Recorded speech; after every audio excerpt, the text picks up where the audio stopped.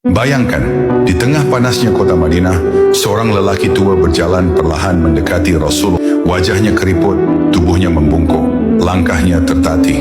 Dari luar ia tampak seperti manusia biasa, tapi tidak ada yang tahu, makhluk ini bukan manusia, dialah iblis.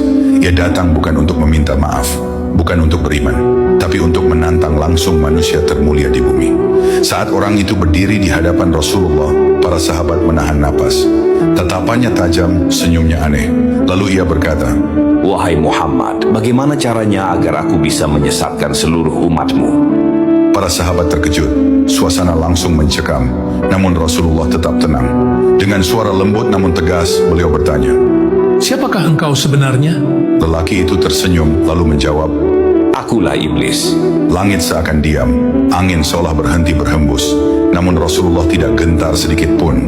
Beliau tidak mengusirnya, tidak marah, tidak panik.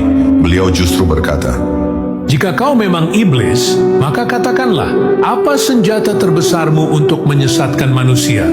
Iblis menundukkan kepala sejenak, lalu menjawab dengan penuh keyakinan, "Aku menyesatkan mereka bukan dengan kekuatan, tapi dengan kelalaian. Ia melanjutkan, Aku buat mereka menunda taubat. Aku buat mereka merasa masih muda. Aku buat mereka berkata, nanti saja, masih ada waktu. Dan yang paling aku sukai adalah ketika mereka sibuk dengan dunia, sampai lupa pada akhirat." Mendengar itu, Rasulullah tertunduk sejenak. Lalu beliau bersabda, "Celakalah manusia yang tertipu olehmu, padahal maut lebih dekat daripada urat lehernya." Iblis tertawa kecil lalu berkata, Dan yang paling mudah aku sesatkan adalah mereka yang merasa dirinya sudah baik. Kalimat itu menghantam hati para sahabat.